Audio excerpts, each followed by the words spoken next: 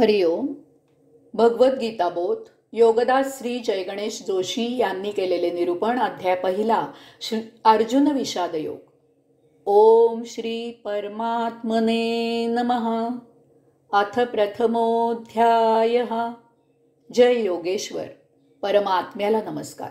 अध्याय पहिला. श्लोक क्रमांक 43.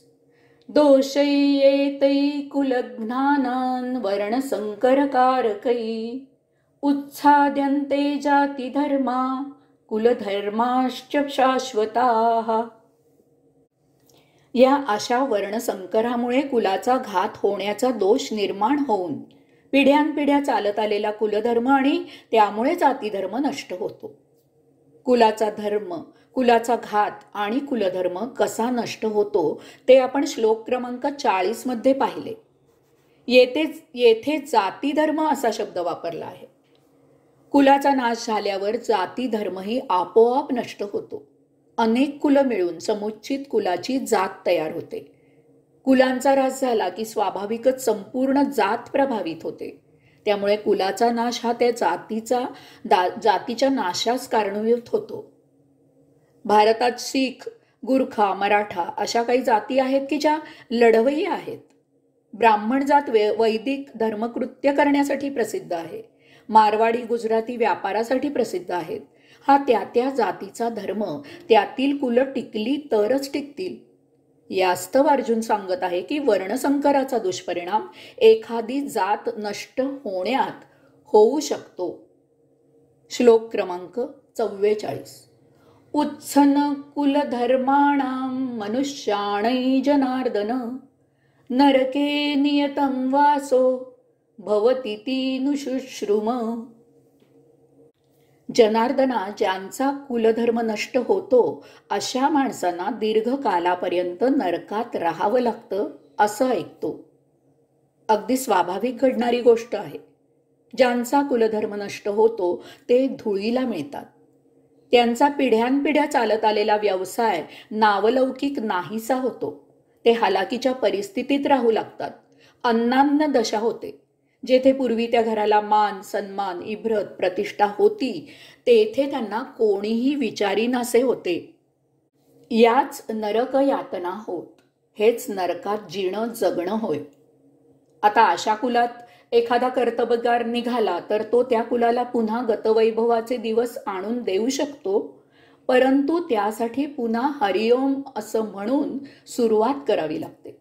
याला भरपूर कालावधी लागतो. तोपर्यंत अशा कुलाला खस्ता खाव्या लागतात. येथे अर्जुनाने भगवंत श्रींना जनार्दन असं संबोधलं आहे.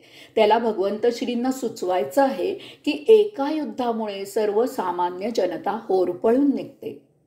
आपण जनार्दन आहात तेव्हा याचा विचार व्हावा.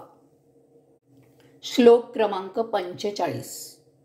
अहो बत महत् पापम कर्तुम व्यवसिता वयम यराज्य सुख लोभेन हंतुम स्वजन उद्यता. अरे रे, धिक्कार असो आमचा. आम्ही महाघोर महाभयंकर पाप करण्यास तयार झालो आहोत. हे कशासाठी?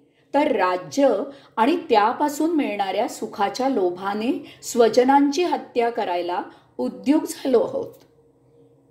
दोन्ही सैन्यांच्या मध्यभागी रथ उभा केल्यावर स्वजन मारू किंवा मरू अशा इराद्याने समोरासमोर उभे असलेले अर्जुनाने पाहिले आणि त्याच्या लक्षात आलं की या लढाईत त्याच्या स्वजनांचाच संहार करायचा आहे.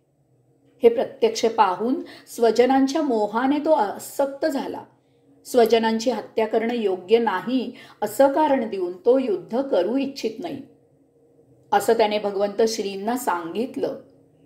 युद्धभूमीवर लढाईसाठी आल्यावर आता बरोबर त्या विरुद्ध निर्णय घेऊनही भगवंत श्री त्याबद्दल काहीच बोलत नाहीत असं पाहून भगवंत श्रींना बोलतं करण्यासाठी तो त्याच्या युद्ध न करण्याच्या निर्णयाचं समर्थन करू लागला.